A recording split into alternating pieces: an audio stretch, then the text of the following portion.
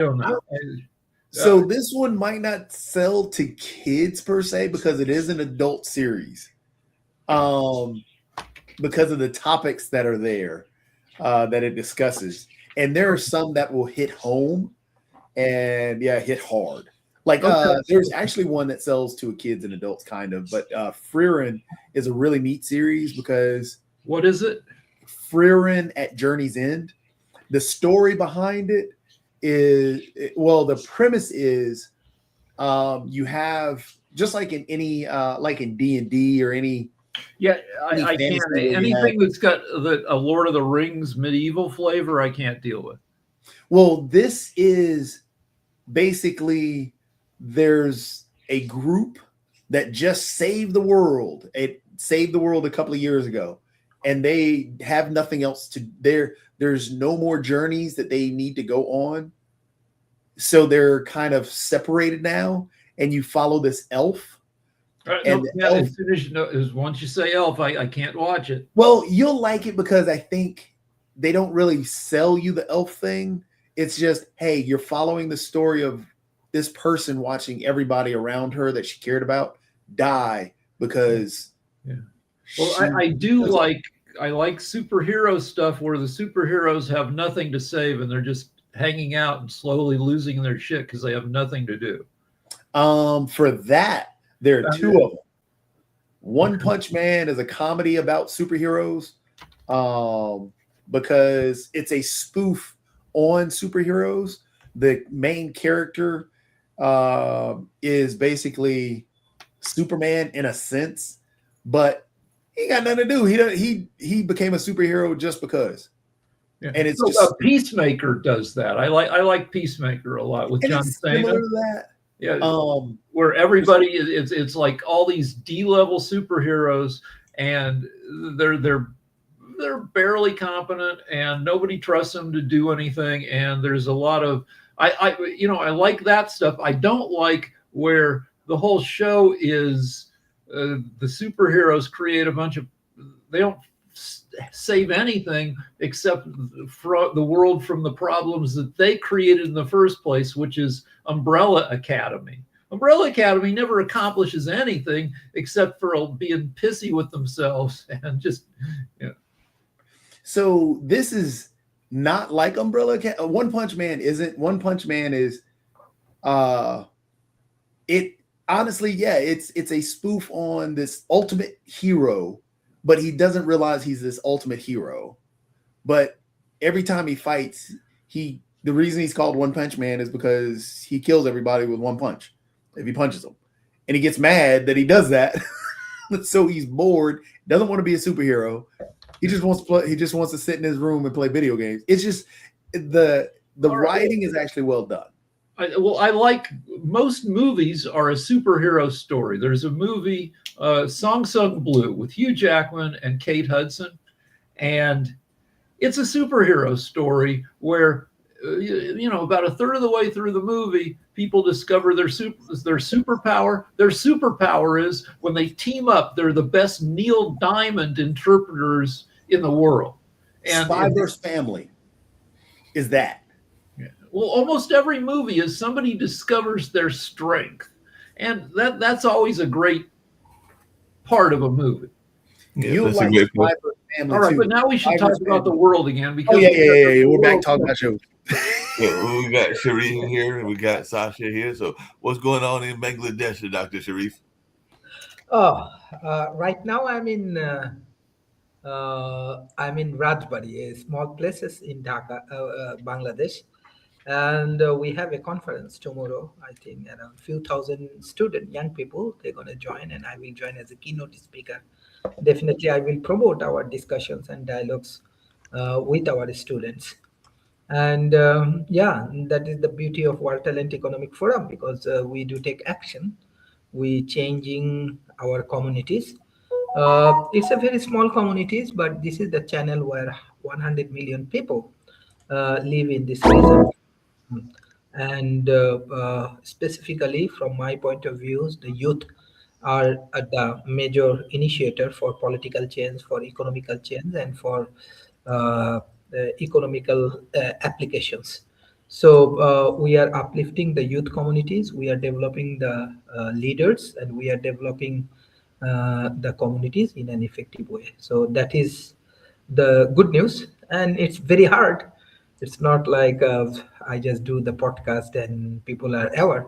You have to go for travel every day, around 300 to 400 kilometers. You have to convince the politicians and the organizations and corporations and academia, and then maybe in few months they will come to your ecosystem. So hopefully with our action we can develop better world. That is my commitment for this community. Thank you. No problem. Appreciate that. Speaking of actions and people doing actions and everything like that, I was talking to Irene Parker, our host for the Timeshare Show, and all along those lines. And she's actually going to be, and I know we've had others like Dr. Walker and, well, David Walker, I don't think he's a doctor, and others appearing before the Senate and everything along those lines. But she's going to be appearing at a hearing that'll deal with the predatory element of timeshares on Thursday. So that'll be the day after tomorrow. So maybe she'll appear either tomorrow or Thursday on this show. But I do know that she's excited about this appearance, and apparently she's asking other people to give their comments if they've had timeshare nightmares to the senators. And there's a link that might even be on our page later on as well. We just wanted to share that because definitely her and Kim had mentioned that that is going to take place on Thursday. Sasha, how are you doing today? I know we got the Ukraine, Russia, China show very shortly in about 20 minutes or so and something like that. But how are you doing today, and what other things are going on in the world that you're paying attention to? I know there's been a shift in some of the people behind Zelensky, and I guess there's negotiations going on. And I understand that Iran's back in the news because they are reaching out to Moscow again as well. But share a little bit about what you've been watching and what's on your mind in the news front. Well, a couple of words about this timeshare idea. This is, in a way, legitimate business, which, for several reasons, can act without any punishment very irresponsibly to people who invest or purchase it. I even don't know. It's definitely not an investment. It's a purchase of some time that they could use it and exchange for some other units and all that stuff, which opens a door for a lot of unscrupulous operators who can continue to do so without any punishment. This is not right. That definitely has to be. On the other hand, in many cases, they're not even breaking the law. They are just using the law to their advantages, and because of the financial cloud that they have lawyers, they have everything else, and the people who purchase this timeshare, most likely they will not have lawyers representing them, because if they would have lawyers, they wouldn't purchase this timeshare in the first place. So it's almost going in tandem. So the individual doesn't have a lawyer, acts on its impulse, high pressure tactics at selling point.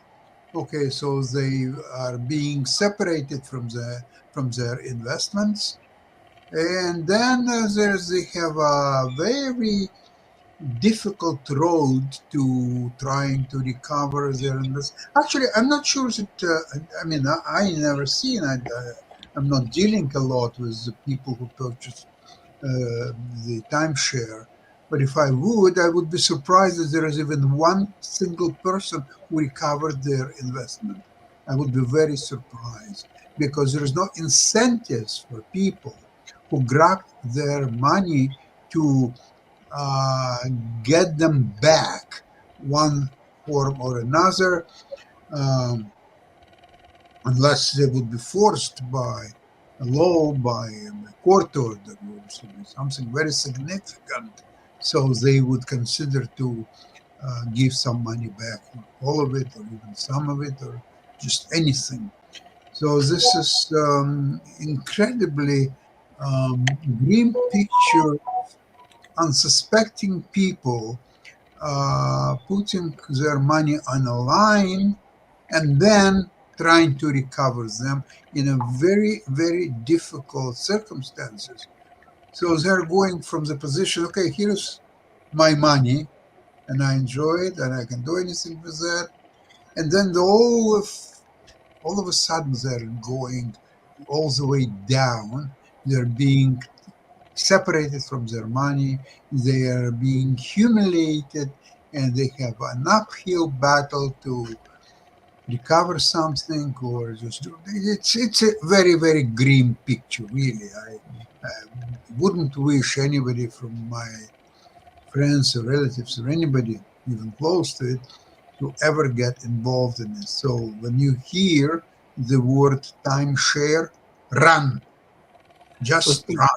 Well, speaking of things that you like people to run from, and I know that I've got friends that are involved in it, and I think Jacoby does as well, and everything like that. But apparently, they're saying that bitcoins and things along those lines were actually up and all along those lines. So I guess people that are invested in that were having a bump, but there are some concerns that that bump is only going to be temporary. So just wondering anybody's thoughts on that, because that's what I'm hearing, Jacoby, is that there was a bump in people that were getting into bitcoins. It was having a significant bump during the end of the year and everything like that. Even though I know there's a lot of folks here on this network that are not fans of it, and I'm not saying that I've got any. In fact, I don't have any. But what are you hearing from people that you know that are in that space, either you or Rick or anybody? To me, Bitcoin is a very good example of people believing in the bigger fool theory.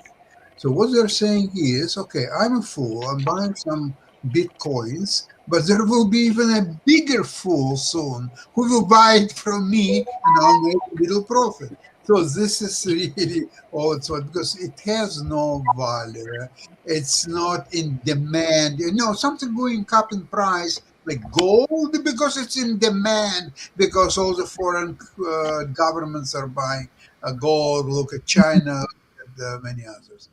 Now, the cryptocurrencies, there is no demand. It's not something that you walk on the street and you're saying, I want to buy Bitcoin. Sell me Bitcoin, please. I need it. I never heard that. Nobody needs Bitcoin, really. You cannot even buy a cup of coffee with your Bitcoin. So this is a lunacy. It's a bigger fool theory. Nothing more. So I bought $100 worth of Bitcoin because Mark Cuban, who's a smart guy and not an a-hole, said that at some point it will have this hockey stick curve where it goes not to infinity because nothing can go to infinity, but where it will explode in value. I'm like, well, okay, I'll put $100 on the possibility of explode in value. And this was, I don't know, 2 years ago. And I've watched my $100 go to $180 and then back down to $130. And so, all right, I'll just sit on it forever. And if it goes to infinity, then I'll have infinity dollars. And if it goes to zero, then I'll lose $100. But no, I wouldn't put a huge chunk of my assets in it. When you're young and stupid and you got nothing to lose, then maybe you roll the dice on stuff. If you're 25 years old, you've got 50 years to get over your losses, make more money. I'm not 25 years old, so I'm not going to put my money in crazy crap. Well, you should listen to Jensen Huang, who is the chairman of NVIDIA. What he said yesterday, it's on YouTube, you can find it, the most significant stocks he would buy. And not surprisingly, it was Taiwan Semiconductor, which is making chips for NVIDIA, AMD, Broadcom, just any other significant chip making company. Number two, it's ASML. It's a Dutch company which provides equipment for TSM and likes to produce these chips.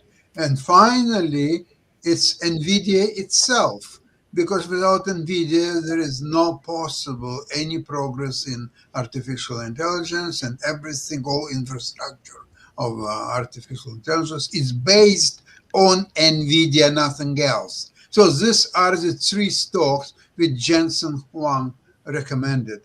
Why don't you listen to him? Why do you need Bitcoin? Okay, all right. Okay, I mean it makes sense. So But if you look at predictions, science fiction type predictions about the world, most science fiction predictions come true. They just take way longer to happen than the predictors expect.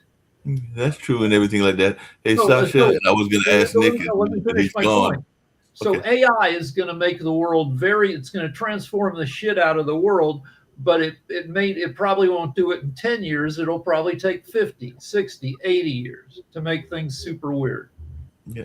But along those same lines, we were talking earlier, Sasha, about Venezuela and what's going on with Venezuela. Are there any? Because I know that even I think Rexley, who has a show here, No Relation, and everything along those lines, and definitely I think Kim is planning to go to Zero Week, which is where all of the oil executives go. Are there any oil companies that you would invest in? Because I'm thinking that American oil companies are going to be possibly even encouraged to go down to Venezuela to help with the oil production down there and everything like that. So, were there any oil companies that you would invest in, or you try to stay away from oil? No, probably not, because what's happened is that Venezuelan oil, it's in abundance. Okay, it's a largest world reserve. But what kind of oil is that? It's a heavy oil, similar in fact to Canadian oil, except that Canadian oil is well explored. It's being used all over the world, and there is no shortage of any oil coming from Canada. Venezuela is a different story. You need to invest perhaps $100 billion before you will start really to exploit the oil. Now, even if that investment will happen and the oil, Venezuelan oil, will be in abundance available, then the oil prices may go down to $30, which will hurt the ExxonMobil and Chevron and other oil companies tremendously. So they are at the dilemma: stay where they are right now, making profits and being in a good shape, or take a risk of investing these tens of billions of dollars with the risk that if it's unsuccessful, they lost tens of billions of dollars. Now, if it is successful, then the price of oil will go down to $30 and their profits will go down with that. So this is very unenviable situation for U.S. oil companies. So U.S. government now says that we are going to invest in the oil resources in Venezuela, so the U.S. oil companies will benefit from it. Now, this is another thing. It's incredible then. So U.S. government, which has to provide comfortable, if possible, life for their citizens, now says, no, you know what, you citizens, just go and suck yourself. We are going to provide enormous resources to our oil companies, so they will benefit from all this exploration and the oil sales from Venezuela. Now, wait a sec. Okay, it will definitely benefit shareholders of ExxonMobil, Chevron, and others. How it will benefit the American taxpayer? Which way? There is no way. They're struggling right now. There is no soybean sales to China. So the farmers are suffering just as well. So what kind, okay, give another $40 billion to Argentina, find some other your sympathizers around the world and support them, give them money. How American people will benefit from it? That's my question. Forget about the U.S. oil companies. One U.S. oil company remains in Venezuela, Chevron. Mm-hmm. The others pulled out when the government started nationalizing and pretty much stealing from the companies. Chevron decided to stick it out. So Chevron's in a slightly better position maybe to go in, but Venezuela. But yeah, AI tells us that Venezuelan oil, I said it was great oil yesterday. I was totally wrong. It's heavy sour oil. It's got too much sulfur, not enough hydrogen, according to AI, makes it expensive to refine. So even Chevron, who never pulled out, will have to spend, tens of billions of bucks to get their operations back up to a point where they can, make decent money off of it. Hey Kim, you've been to Chevron Zero got- Week several times and all along those lines. So just wanted to hear your Chevron got take a, on the oil industry. Chevron Well, got I a, overheard a rumor, and I don't know if you guys heard it, that they were actually going to be giving the lead to Exxon. That apparently, before Trump did this, he spoke with some of the executives of Exxon and a couple of the other companies. I'm going to tap into that resource and see what's going on. They're still hosting the event this year. I still plan to go. What's great about that event is you do have the CEO of Shell, Chevron, all of them are going to be there, as well as royalty and ambassadors from other countries. The only country whose president doesn't show up to this, other than Russia right now, is our own president has never attended this conference, and it might change. Maybe Trump will show up, but there is a little bit of a fear factor for me going to the conference this time, even though it's probably the most secure conference of police and security and people's own security, is I fear some retaliation being made there. I feel like that what we did was very like a pirate or a terrorist attack on another country. There was no negotiations going in and saying, let's work this out. All we did was bomb a lot of innocent people. So I'm interested in hearing what Exxon, Chevron have to say. Also, some of the bigger companies, and people don't realize that there are bigger companies of names you've never heard of, like Pioneer, that pump more gas and oil than anyone. But my question is, I thought we were supposed to invest in and pump our own oil and produce our own oil byproducts and gas to use for energy in our own country. Why are we having to pirate other countries? We've been energy independent for years and years and years. I don't know, probably 8 years, 9 years at least. So no, we don't need it. So a couple things. We don't. The oil company, Trump said that before going into Venezuela, he talked to the oil companies. And the oil companies are denying that, said, no, he did not. So either they're lying or Trump is full of crap. But him saying that he talked to the oil companies made it sound like a good idea. But now we're finding that Venezuela has crap oil. So maybe it wasn't. So Barron's, the financial publication, says it will cost $103 billion for the oil companies to get production up to 3 million barrels a day by 2040. So not cheap and not quick. It was not for an investment reason. And we have other things going on. I mean, he freed and pardoned the world's biggest cartel drug lord ever. And now we're holding captive someone that they claim is. We have no evidence yet. He's not even been put to trial. I'm asking, does he get to redact his own records like the other president got to?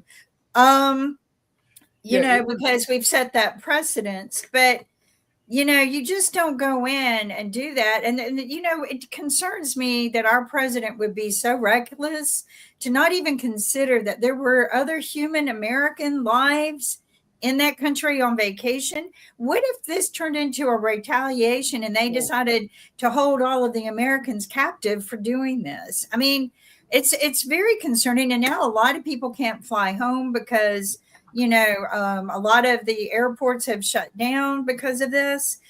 You can make people retaliate because that president had loyalists, and who's to say they're not going to do something about this? But let's go back to the founding fathers who were afraid of a guy like Trump in power, so they designed checks and balances. They divided power among the judicial, the legislative, Congress, and the executive, the president. So, but Trump owns the courts, a lot of the courts.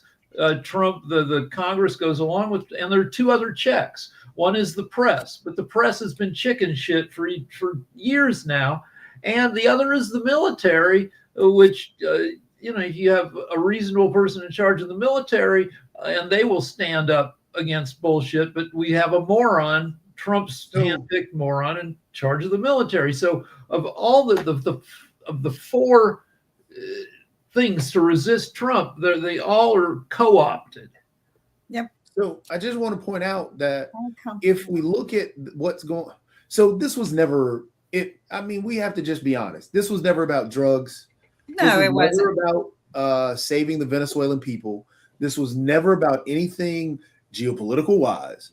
I mean, Dr. Sharif, you and I got into a good discussion about that yesterday. But this was never about geopolitics. No. This was always about getting the oil.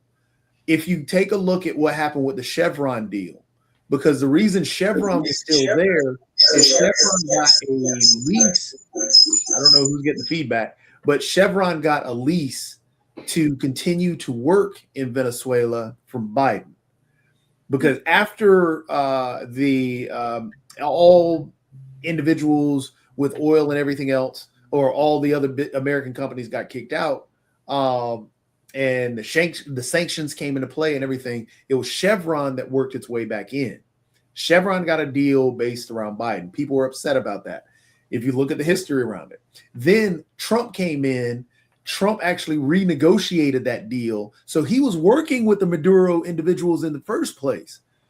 So it seems as if, based on the way this is going, because I've got an article right here that I'll share with the people that I'm actually looking at. So if you look at it, there was actually a business person that was still selling off the oil, and it was still being run by the Maduro. They were getting a windfall profit, Maduro and those guys were. But it seems like there was a let's play ball a different way situation. Because if it were about freeing the people, or if it were about actually anything other, or the geopolitical and everything else, they would have taken all of Maduro's actual government out. They would not leave them still in power. Hence the reason why the Venezuelan people, while they're happy that, yes, Maduro's gone, they're still a little worried because still that regime is still there. But it sounds like there was a business person still dealing with the Maduro regime, and there was a problem, and Trump individuals were upset that they were getting questioned about, hey, why are they still getting windfall profit, so on and so forth. So it's just a matter of there's a lot more to this around around it, just dealing with money and oil. And that's all it is. That's right. And unfortunately, we're going to have to pick this up tomorrow. It's great seeing everyone. And we look forward to seeing you tomorrow. Thank you for joining us. And everyone, stay healthy so that you stay wealthy, and focus on those things in your lives, because no one else right now is going to care about it until we get a new president. So take care, everyone. Bye.